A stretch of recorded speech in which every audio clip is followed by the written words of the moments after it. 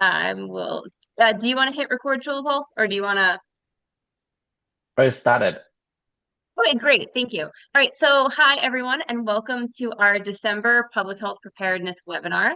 I'm really excited for the guest speaker that we have tonight. And before we get to his talk, I just want to make a couple quick announcements for the upcoming few weeks and next semester. So, we have our Emergency Management Club meeting come up next week. We also have our book club meeting coming up on the 15th. We finished 5 days at Memorial, and it was our inaugural experience with this. It went amazingly well, and I'm really excited to move on to the Hot Zone, which is a great book anyway. But the discussions that we had with 5 days at Memorial show that we're going to have some pretty good ones for the Hot Zone as well. So if you need any of those links, please get in touch with me. If you have not registered for spring semester yet, please make sure that you go in and pick your classes.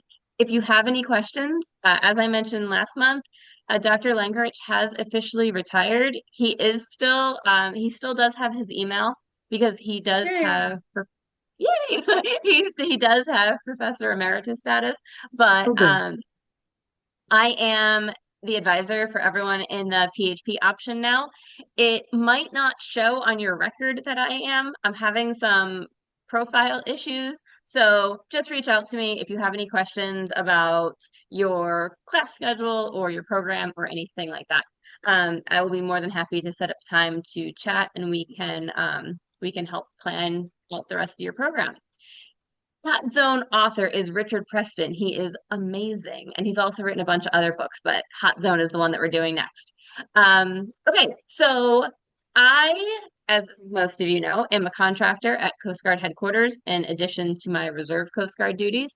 And as a combination for both of those, I have been going to some CWMD conferences, and the guy that I work for on the contractor side would always tell me about this Marine that he used to work with when he was back at Seaburf, and he would tell me all about this guy, and I have to introduce you to him one day, and I have to introduce you. So a few months ago, we were at a conference, and he's like, "Oh, he's over there. You guys got to talk. You would enjoy talking."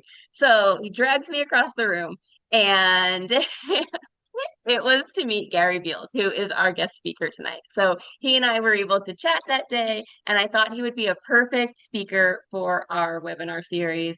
And as luck would have it, he agreed to speak now in December, and it ended up being the month after we had another chemical weapons discussion. So it's a nice lead in to tonight. So, Gary, thank you so much for being willing to give up a Wednesday evening and come talk to us. And I'll kick it over to you and let you introduce yourself and then let you give your presentation. Thank you, Jen. Thank you again to everyone for the invite and for having me. I'm honored to get an opportunity to sit here and talk about what I've kind of been studying and reviewing. Definitely for the extent of the last 5.5 to 6 years is where my focus has been on. But I've kind of been in this particular topic that we're going to talk about tonight for the majority of my adult life, ever since about 1999. So that kind of starts out my story. I went to college right out of high school as a youngin'. I was 17. I went to a small liberal arts university in Mississippi called Millsaps. I don't know if you've ever heard of it. They like to coin themselves the Harvard of the South, or they like to say that Harvard is the Millsaps of the North, which is comical both ways, I guess, that you look at it. But regardless, it was not the time for me. I spent 2.5 years there and ended up joining the Marine Corps in 1999 as an active duty service member. I was open contract, and I was blessed or cursed to be assigned the billet MOS of nuclear, biological, and chemical defense expert. Specialist at the time. So I went to school and I did that job, and I did that job for my entire career. Some of the highlights that I would like to point out: I was a non-lethal weapons instructor for a while as that job. If you've ever served in and around the military, you understand that you get to kind of be a jack of all trades and a master of none. That's particularly true in the Marine Corps, where you're a nuclear, biological, and chemical weapons specialist, and nobody wants to talk about that or think about it. So you get assigned a lot of different things. So I taught non-lethal weapons for a long time. I ran gas chambers using tear gas probably 2 to 3 times a week for 10 years straight. So we do that because you run all soldiers, sailors, airmen, and Marines. Most people have to do tear gas training and it's more like an exposure to improve confidence in the equipment that you use so you can better defend against it. So I taught those classes for a very long time until I was so senior that I just set those up and other people taught them while I managed it. Right. I was also privileged enough to work at a live nerve agent chamber in Fort Leonard Wood, Missouri, where I made nerve agents for 3.5 years. And we also conducted training with those nerve agents for soldiers, sailors, airmen, Marine, and Coast Guardsmen. So they all go through one. There's only one live chemical weapons training facility in the United States, and that's at Fort Leonard Wood, Missouri. It used to be at Fort McClellan, Alabama, and that was the one the DoD used, and they picked the whole thing up and moved it to Missouri right around 1998, I think. So I've done multiple deployments, both combat and humanitarian assistance.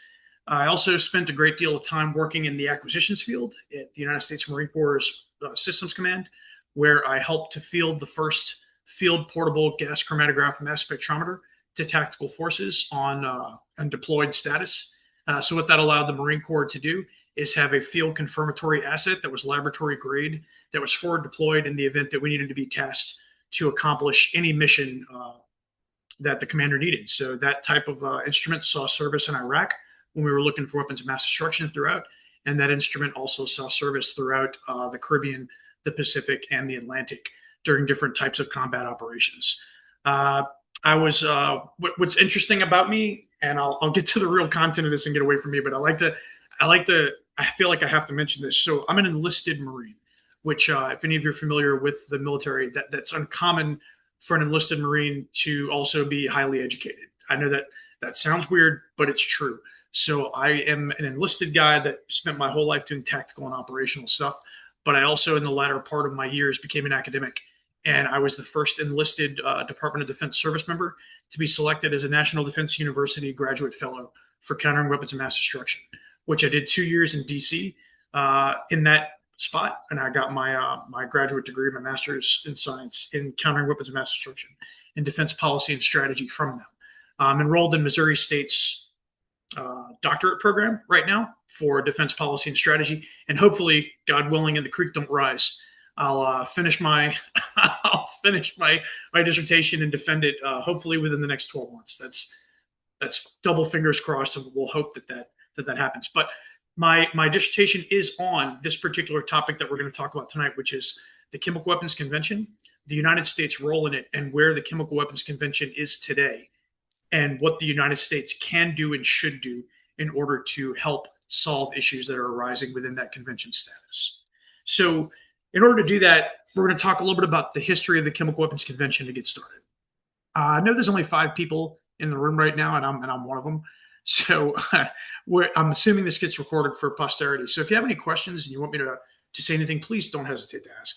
I much prefer that than me just running my mouth the whole time. Don't be afraid to just click off mute and just stop me mid-sentence. I'm totally okay with that. I am Southern by the grace of God and by birth, and so I do tend to speak rather quickly. My accent's pretty much gone, but if there's anything you need me to say again, just let me know. All right. So the Chemical Weapons Convention actually has a long storied history. The current Chemical Weapons Convention, as we know it, started way back in the day with the Brussels Convention in 1874, which actually prohibited poison weapons. That wasn't really effective and nobody really listened to it, so they redid another convention called the Hague Convention, which doubled down on it in 1899. So in 1899, that Hague Convention said that all people, all states, all commanders, all battlefronts were supposed to abstain from using gases as a weapon in any way, shape, or form, right? So that clearly didn't work because we know that World War I happened less than 20 years later, which turned out to be one of the largest, if not the largest in all of history, examples of the use of chemical warfare and the casualties that it can cause. But long before World War I, there were issues with chemical weapons, right? Tear gas specifically was used in 1913 by the Paris police to control all sorts of mayhem and chaos in the streets of Paris.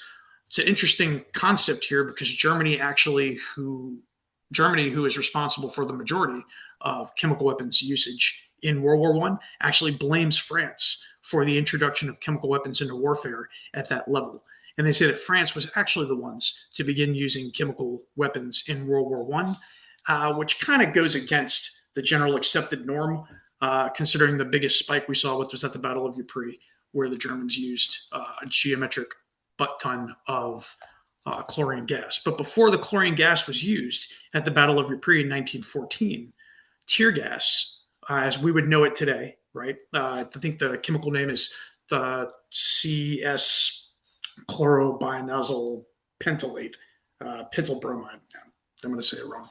But CS is the chemical symbol for it, and tear gas is the affectionate name that we all use. But they were using those in the trenches and to get people to come out of the trenches prior to the large Battle of Ypres in 1914. Battle of Ypres gets all the publicity, though, because of how large in scale it was. In the Battle of Ypres, what the Germans did is they lined up these mortar rounds full of chlorine all along the battlefront, and they waited for the wind direction to shift in just the right thing, and then they cracked the tops on all of them and opened them. And what it does is it released a cloud across the battlefield that immediately suffocated and dispatched the majority of the Allies and caused them to leave the trenches.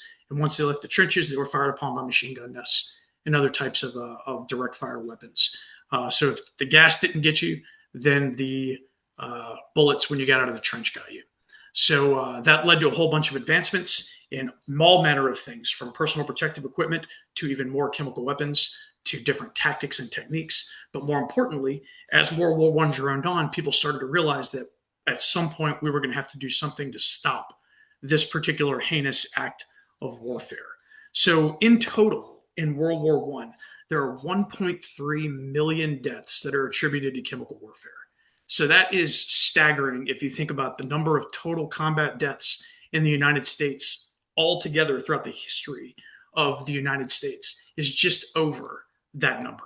So in World War I, there were more people killed by chemical weapons than almost all of the combat deaths in the history of the United States of America. So it's a very staggering concept. There were 16 million total combat deaths from World War I. Of those, 1.3 million of those came from combat weapons, chemical weapons. So when World War I ended, everybody kind of came together and decided that they needed to put a stamp on the ground that reinforced the Hague Convention, the Brussels Convention, and reasserted that we weren't going to use chemical weapons anymore. That was called, anybody? You may know what that one was? That's okay. You don't have to. It's called the Geneva Protocol. Right. So anytime you hear somebody scream, it's in the Geneva Conventions, that's a part of the Geneva Conventions is the Geneva Protocol of 1925. The Geneva Protocol prevented and prohibited the use of chemical or asphyxiating weapons in combat. But what it didn't prevent is the development, the production, or the stockpiling of these weapons. So you weren't allowed to use them, but you were allowed to have them, you were allowed to build them, you were allowed to research them, and you were allowed to do just about any manner of other things except for using them in war, right?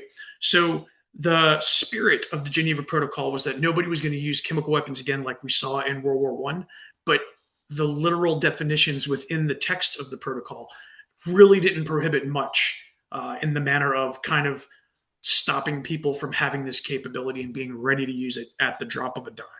Because everybody saw how effective it was. It was tremendously effective at turning the tide of the war and swaying different battles and engagements. So, I mean, tacticians across the world were probably thinking, there's no way we're going to give this up. So, in 1925, the Geneva Protocol is signed and passed.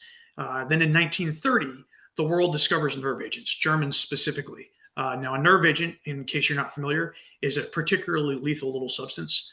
They're both delayed. There can be persistent as well as non-persistent.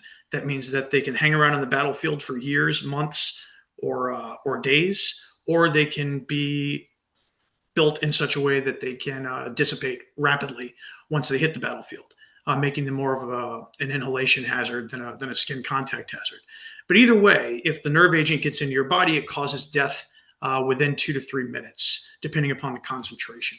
So that was a significant step up in the technological revolutions of chemical warfare agents, which of course necessitated people to look closer at the Geneva Protocol of 1925 and say, hey, maybe it isn't a good idea that we keep developing these things. Maybe this isn't smart. So what happened on the heels of the development of nerve agents in 1930? Germany invades Poland, right? In the beginning of World War II. If you read any history books, you'll see that the United States, as well as all the Allies, 1000% believed that World War II was going to be a repeat of World War I. We already had intelligence that Germany had developed these amazing agents, and we were convinced that we were going to have to fight this war in gas masks, running from chemical weapons, dying in droves all around every time that we were exposed to these things. And as history will show you, what happened? There were no chemical weapons used during World War II. We can sit here and debate why that happened. There's lots of rumors that there's lots of people that have very educated opinions on it, as well as some really, not educated rumors. Some of the most popular ones are that Adolf Hitler was a soldier, a corporal, and a messenger in the First World War, and he saw firsthand what the effects of the chemical agents were on the battlefield, and he was horrified and grotesque by it, and he didn't want to use it, and he didn't feel like it was an honorable way to fight. There's other things that say that they didn't want to let the genie out of the jar. So England didn't want to use chemical weapons because they felt like if they did, Germany would use them on them. And the United States did not want to use chemical weapons because, again, they had already seen the effects and they were just defending and preparing for them to be used against them. So why it didn't happen in World War II, I guess, is immaterial. What we do know is that chemical weapons did not play a significant strategic, operational, or tactical role in World War II's outcome, either in the Pacific Front or in the European front. So at the conclusion of World War II, chemical weapons were kind of left by the wayside. They weren't really discussed during Potsdam. They weren't really discussed at the end of World War II, and we didn't really have to make a significant movement towards it, right? But as we started living after World War II, we started to notice upticks in the production stockpiling of these chemical weapons, specifically during the beginning of the Cold War between the United States and Russia. The 1960s saw a significant uptick in the production of chemical weapons by the Soviet Union, the United States, which led to stockpiles throughout the world of chemical weapons. A lot of other nations created stockpiles too because they saw chemical weapons as the great equalizer. By this point, Geneva is kind of forgotten about for the most part. People are, they know about it, but they're like, Geneva, right?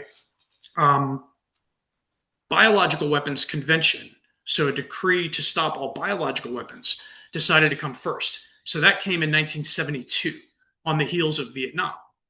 President Nixon actually was the one that pushed really hard for the Biological Weapons Convention.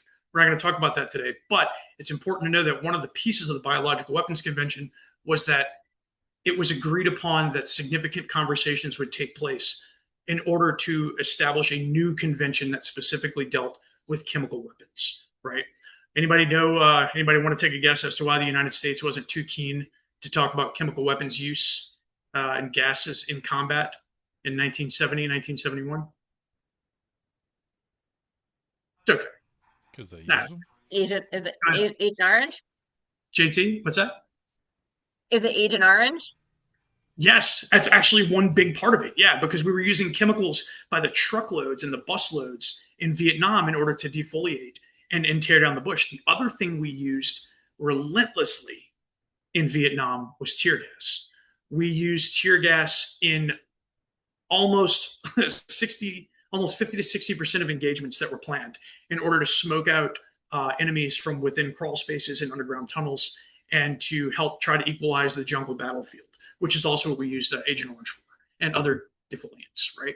So the United States was not real keen to jump into a room and talk about condemning using gases in combat because we were probably still recovering from doing it for the 4 years or 5 years prior to that. What is known? Can I ask a quick question on that one? So yeah, go ahead. You talked about not using it in World War II, and even Hitler. I'm guessing that the difference in Germany not using it on the battlefield as opposed to in the concentration camps, it was more controlled there. So it's not like it wasn't in the air. It wasn't in the atmosphere air. Maybe the fact that it was contained was different in his mind.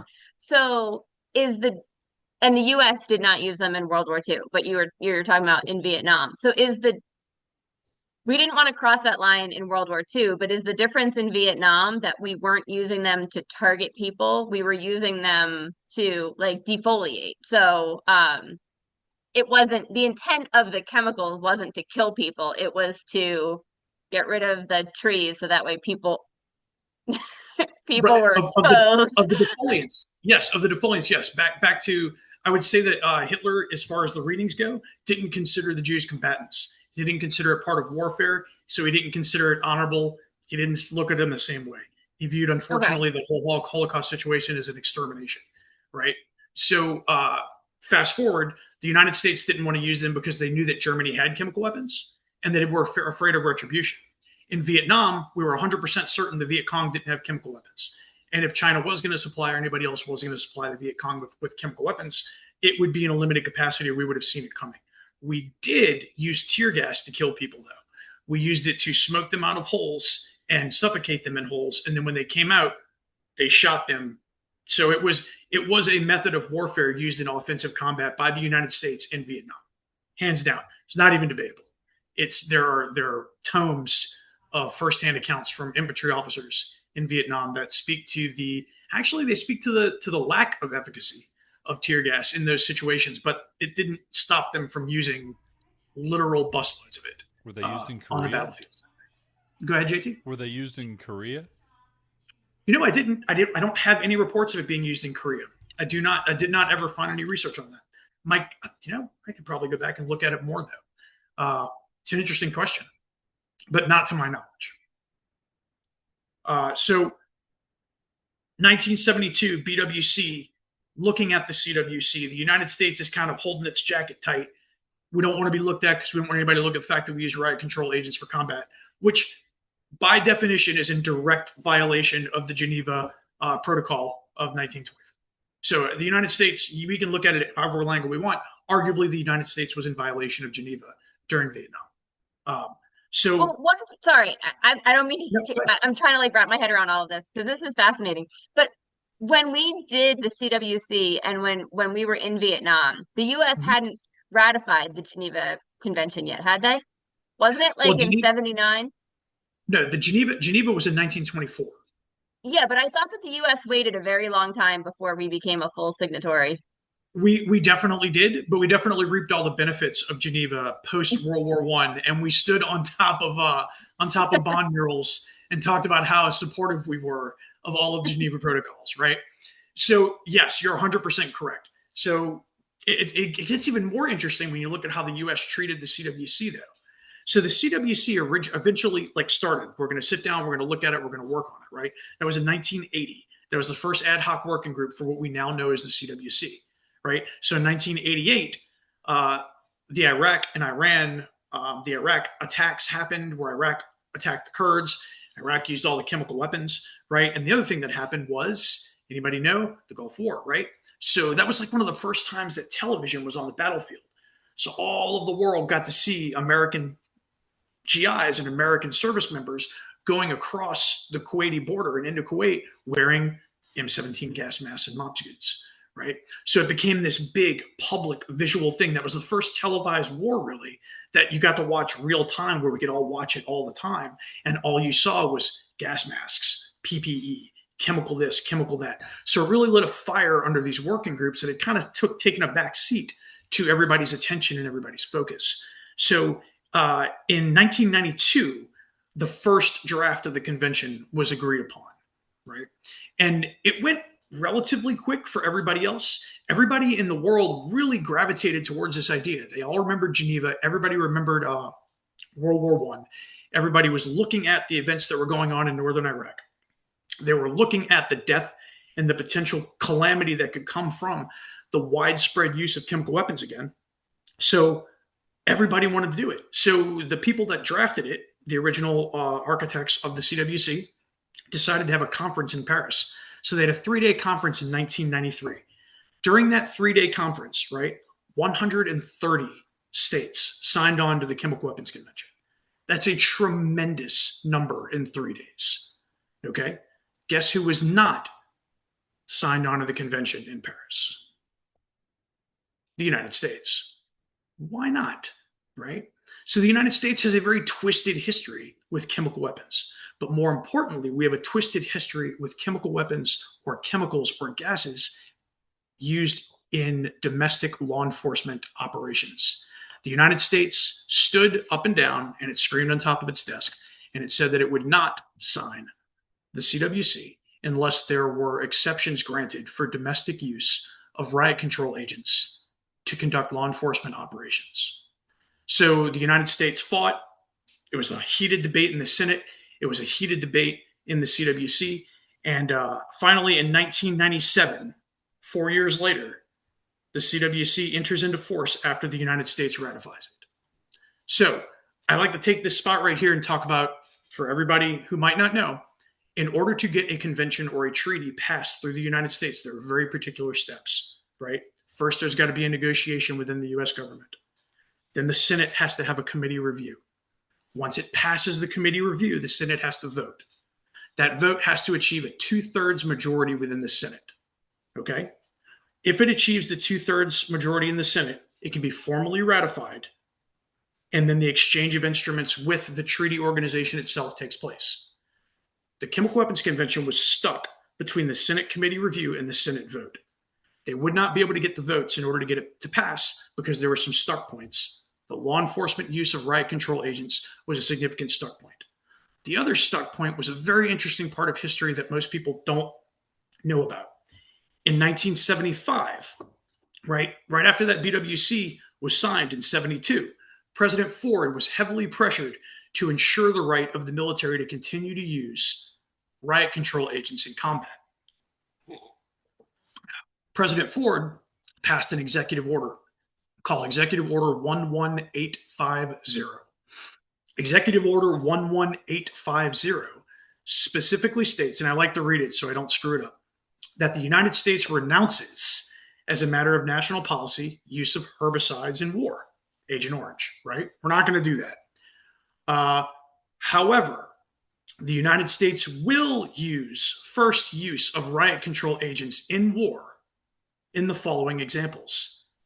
In situations where direct U.S. military control to include rioting prisoners of war, in which civilians are used to mask or screen attackers, in rescue missions in isolated areas, specifically of downed air crews and escaping prisoners, and in rear echelon areas to protect convoys from terrorists, civil disturbances, and paramilitary organizations. So the United States had Executive Order 11850 on the books since 1973. One of the most significant contentious points in the Senate was that Executive Order 11850 be maintained when the U.S. signs the CWC.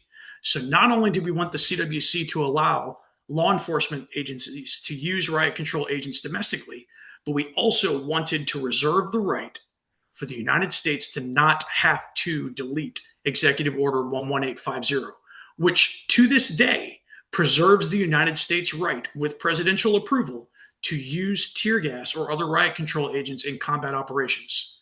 We are the only nation out of 190 signatories of the CWC that preserve the right to use offensive chemical weapons in warfare. Now, they'll say that a riot control agent is not a chemical weapon. 100% true. We're still the only ones that retain the right to use riot control agents in offensive operations in war, which makes us interestingly different. And it's not a very American thing, and it's not a thing that most people talk about. And the majority of people wouldn't even know it existed.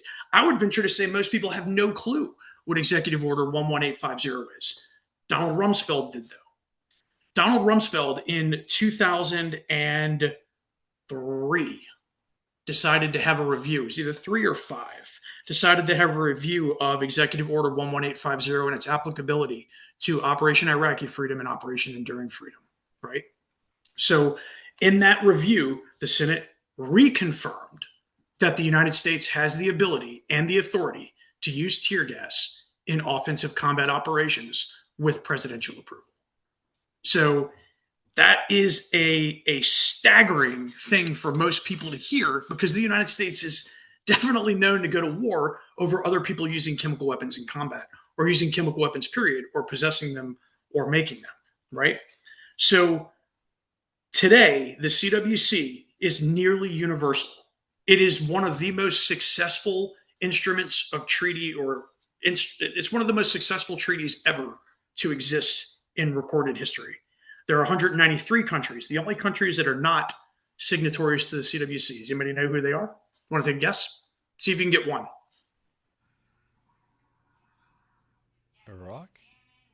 Iraq actually is a signatory and ratifier of the CWC. China?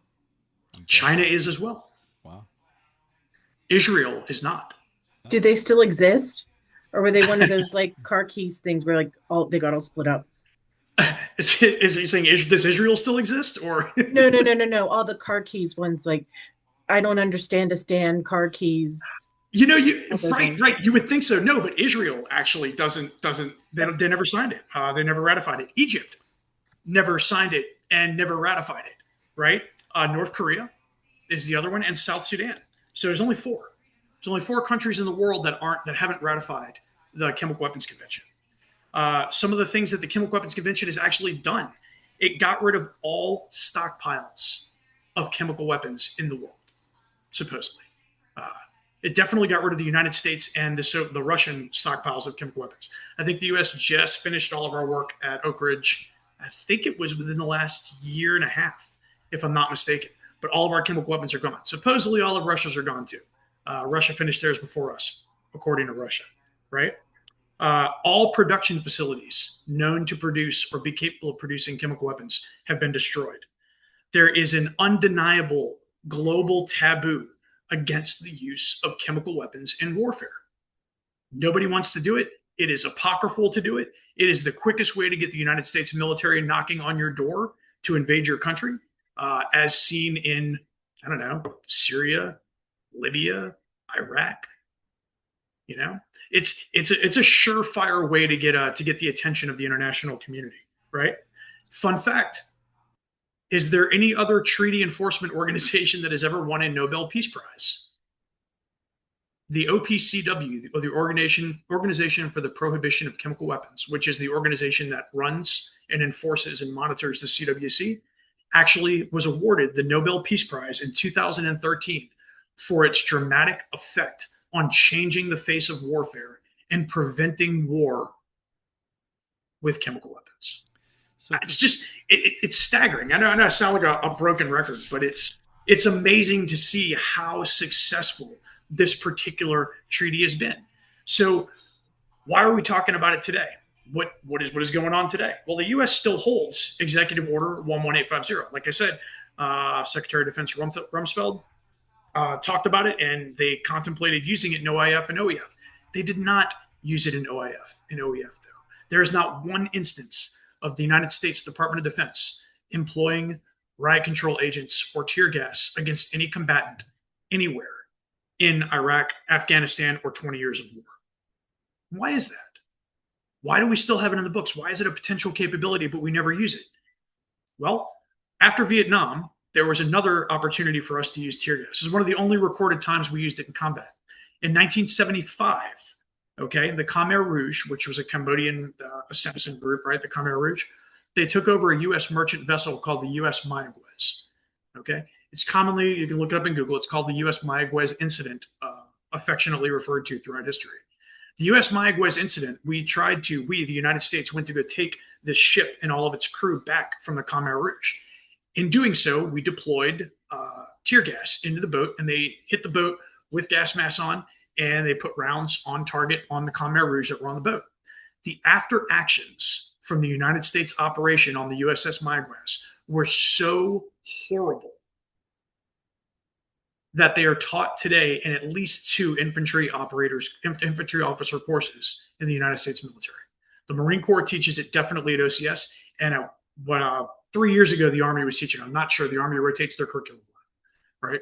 But they teach the USS Mayaguez as well as the after actions to show that the use of tear gas in a combat operation breaks down communication, breaks down the ability to focus, breaks down unit cohesion, causes the enemy to fight harder, right? Causes negative repercussions from a civil military operation perspective because of the optic that it casts upon the operation and what you're doing, right? Everybody hates it. Nobody wants to see you do that. So why does the United States still retain Executive Order 11850, right? I will add this to it. One of the 4 conditions that 11850 states that tear gas will be used in order to, or can be used in order to conduct, is the recovery of downed pilots.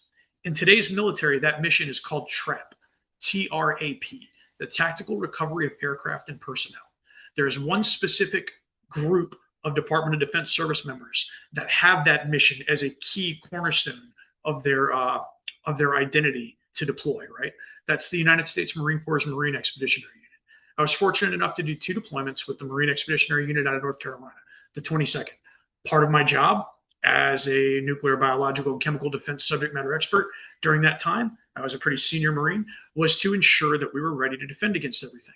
So I will tell you, do you know what was not included on the logistics packout anywhere amongst 3 vessels, 2,700 Marines, thousands of cubic tons of material and equipment? Do you know what we did not bring with us at all? Tear gas. Why? Because it didn't fit the mission profile of anything we're going to do. Even though we are 100% assigned to be the nation's force in readiness to conduct tactical recovery of aircraft and personnel anywhere in the world, which is one of the situations authorized through Executive Order 11850. Interesting, right? Nobody in my command would ever contemplate using tear gas to conduct an offensive combat operation. It's not even a thing, right? So why do we keep it? Why do we maintain it? And I keep asking this question because we really don't know the answer. It's just something kind of to keep in the back of your mind.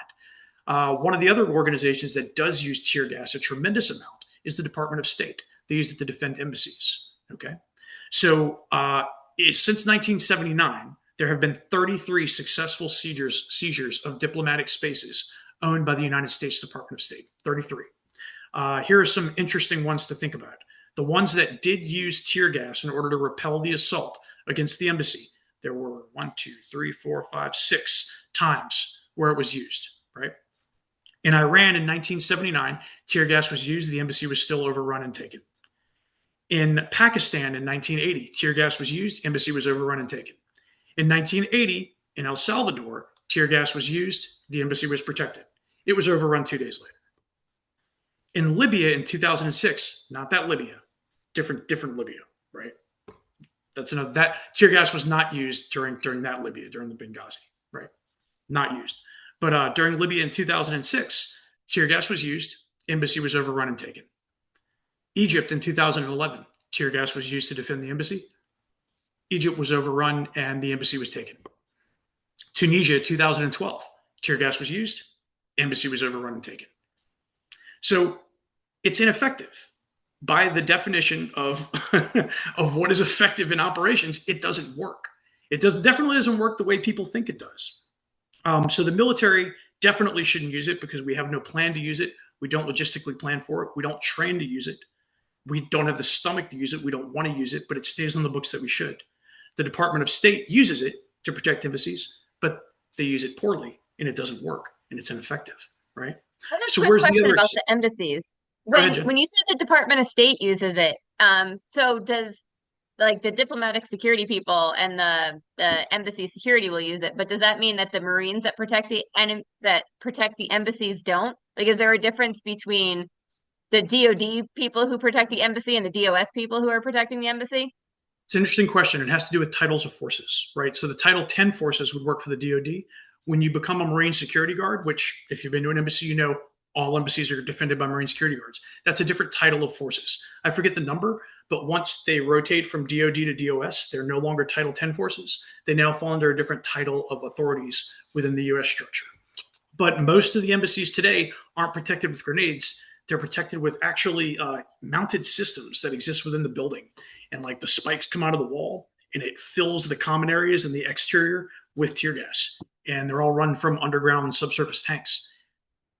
I mean, I'm sure they still have grenades and rounds or whatnot.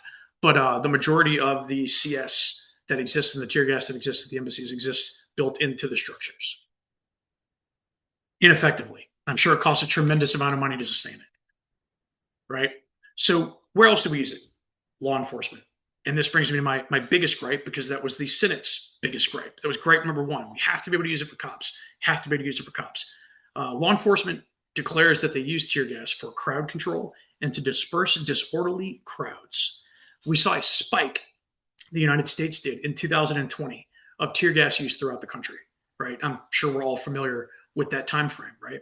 At that time, that year, there were 100 cities, major metropolitan cities, that deployed tear gas against people that were rioting, protesting, or civilly occupying their freedom of speech, right? So what's happened since then? What did we learn since then? Why is it a big deal, right? So currently, tear gas is banned in cities in California, Louisiana, Pennsylvania, Oregon, DC, Illinois, Colorado, and Washington for use by law enforcement personnel against crowds. What you've seen is a turn against law enforcement use. Law enforcement reform is also a hot topic, right? So why? Tear gas in itself is indiscriminate. When you deploy it, you can't control where it goes.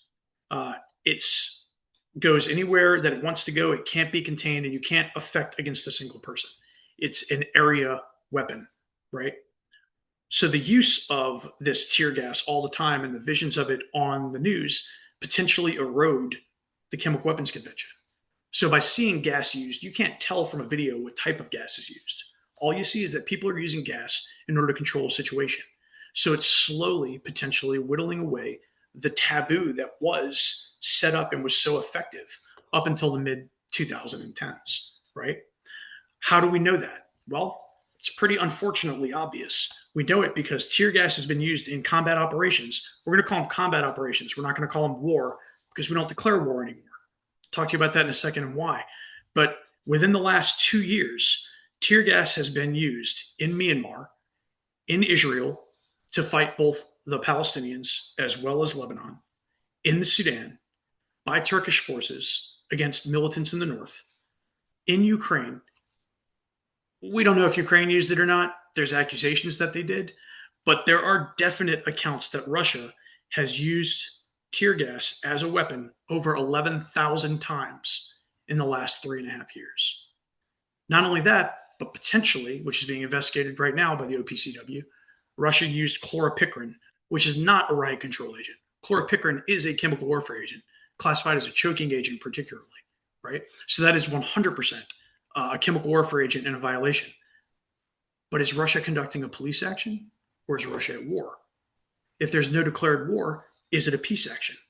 And why don't we declare war anymore? At the end of World War II, the United Nations pretty much made it illegal to declare war. So the United Nations make sure that police actions are the preferred terminology to declared wars. There's only been 2 declared wars since the end of World War II. In 1980, Iran and Iraq declared war on each other. And in 2012, the Sudan declared war on South Sudan. There are no more declared wars. So when you start looking at use in war, can we use riot control agents in police actions? Can we use riot control agents in combat operations for security operations? That's, according to the CWC, you can, because the United States made sure it was in there. And what we're showing right now is it's a very slippery slope.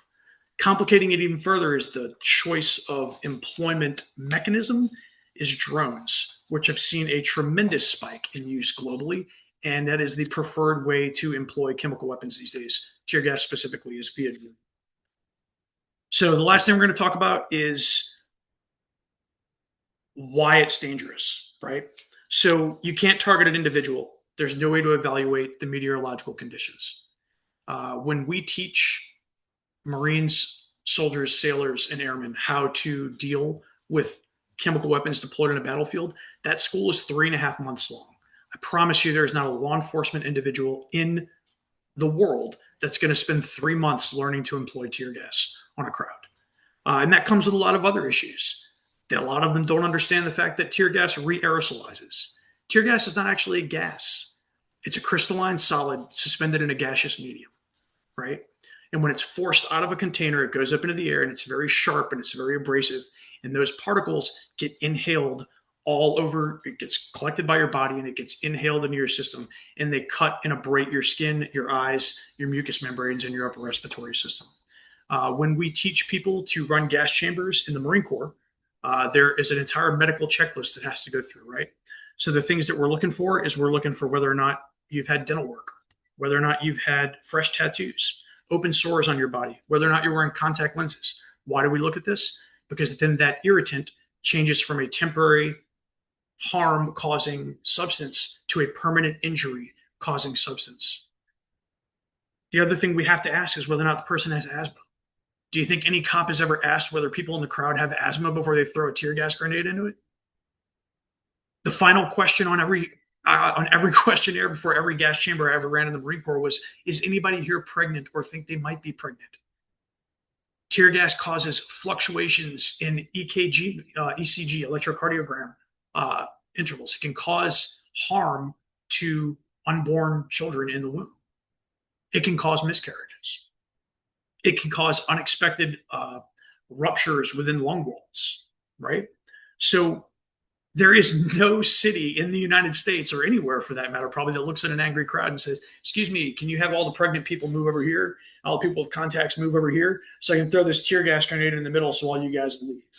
You know, like this doesn't happen.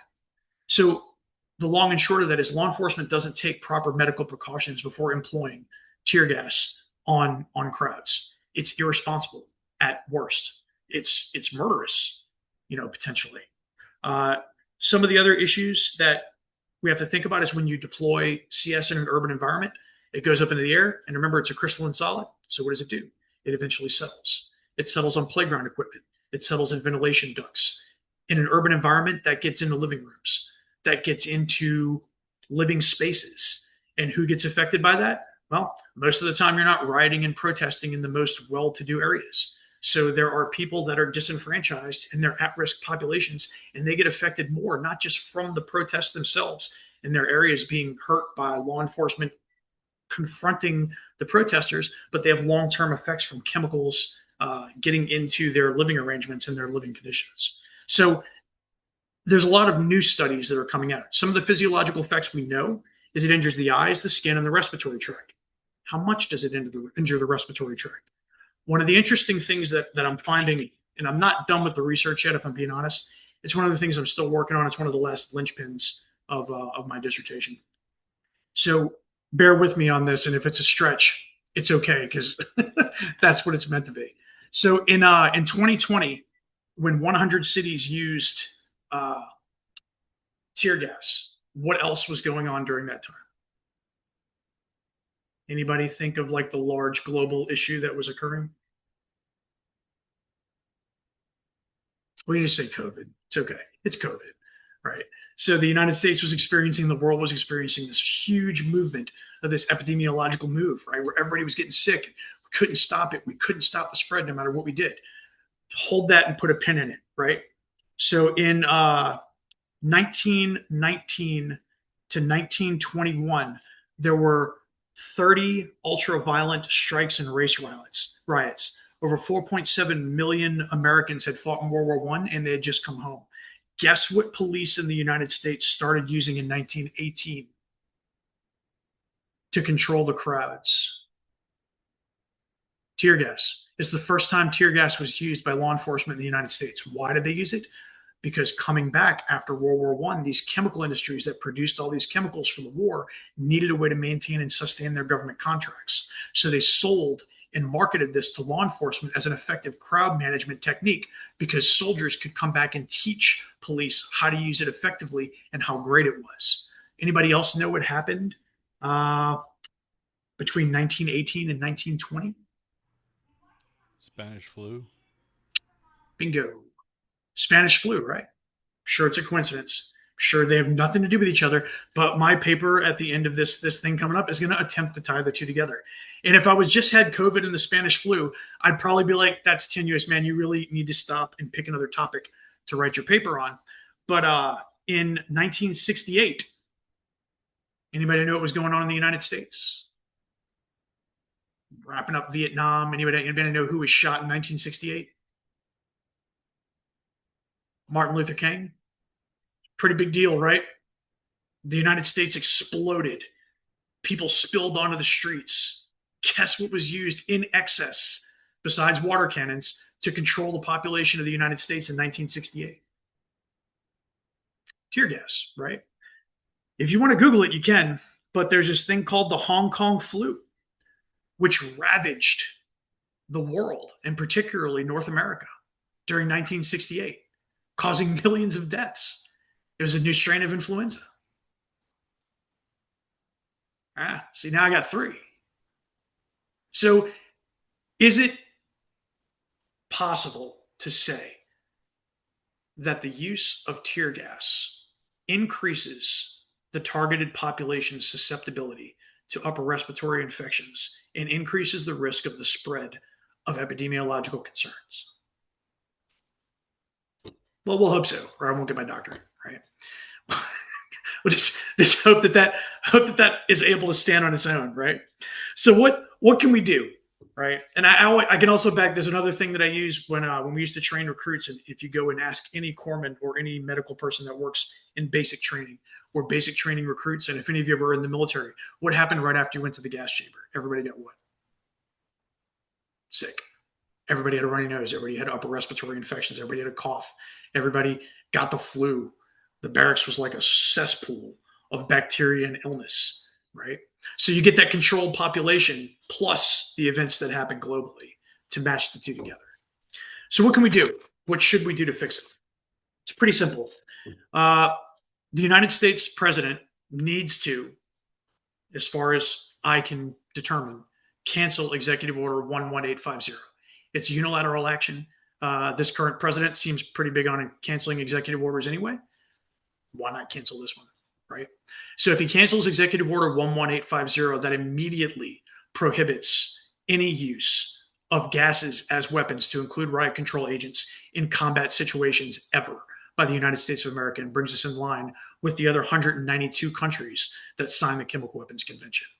The second thing we need to do, Congress needs to pass a law that prohibits the use of tear gas, not all riot control agents, because there are very viable alternatives to tear gas that are considered riot control agents, that are direct fire, that aren't indiscriminate, that aren't crystalline solids that tear up the inside of your lungs, that are made from organic materials, or that use rubber bullets or bean bags or water or sludge so that people get stuck in it, or soap so that they slip. There's lots of things we can do without increasing the risk of all of us spreading viruses and diseases throughout the country, and potentially causing miscarriages.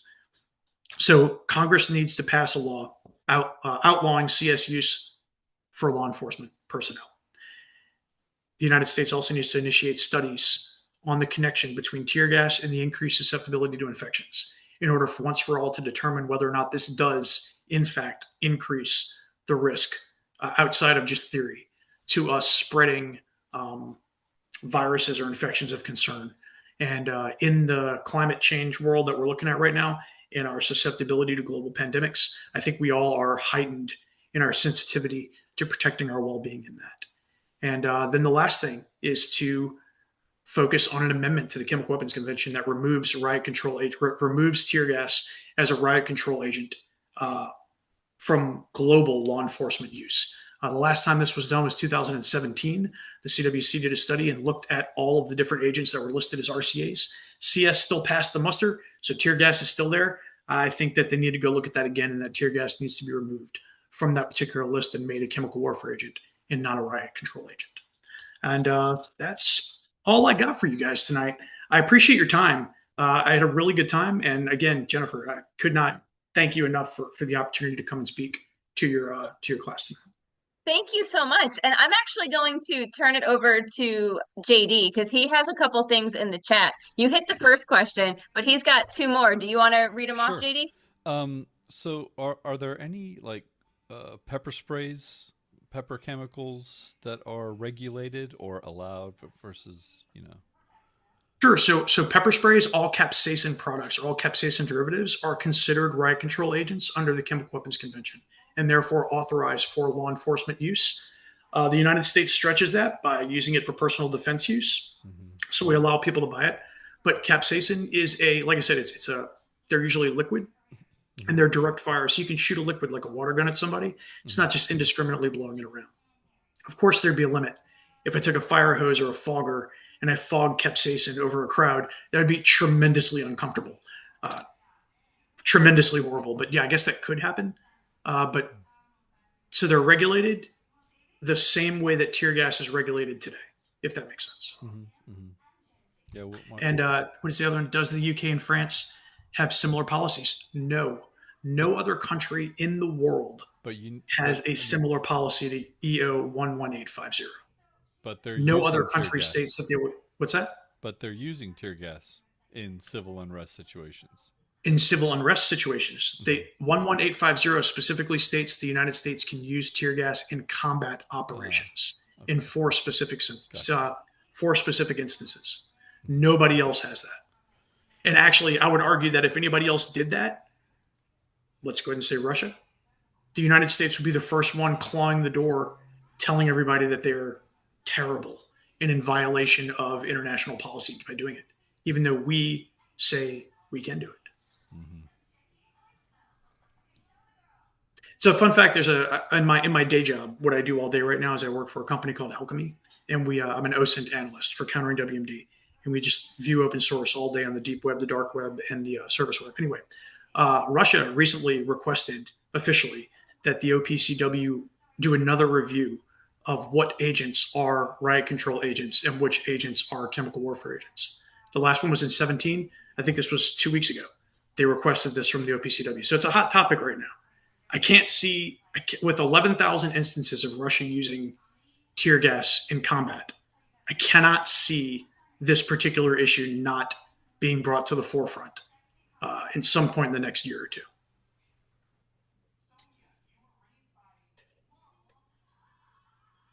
I know you were talking about Rumsfeld was reviewing it with OIF and OEF, and has there been any discussion or any not even a discussion, but any hint from the Trump administration that they were looking at it, interested in looking at it, anything at It's all? interesting. It's interesting that the Trump administration has not mentioned, to my knowledge, the CWC or the Okay. OPCW. They've talked about the CTBT, the Comprehensive Test Ban Treaty, right, recently. And we talked about the plutonium treaty with Russia they just recently pulled out of. But the CWC kind of, again, I feel like there's somebody out there sitting behind a cloak that's a policy guy in the United States, and maybe he'll watch this YouTube video one day. I mean, like me, he's like, shh, nobody talk about that. We don't talk about Executive Order 11850. But no, I haven't seen anything from this administration that would look like they're doing that. Interesting. Well, Does thank you guys. anybody else have any questions? It's right on 9 o'clock right now, so all right. Well, it doesn't look like it. So thank you again. By the way, Tom says hi. I texted him and I was like, hey, so he wants me to say hi to you. But Send them thank my you. best, please. I will do that. So thank you again so much. This was great. And if, as you get closer, if you want to do a run through for your defense, hit me up and we can, I can get a little group together for you. Jen, I would love that. Honestly, thank you. No Okay, have problem. a good Yeah, night, good guys. stuff. Appreciate Have it. a Thank great you. night. Best of luck with your writing. Oh, thank you. Bye, everyone. See Bye. you at our emergency management meeting or our book club meeting.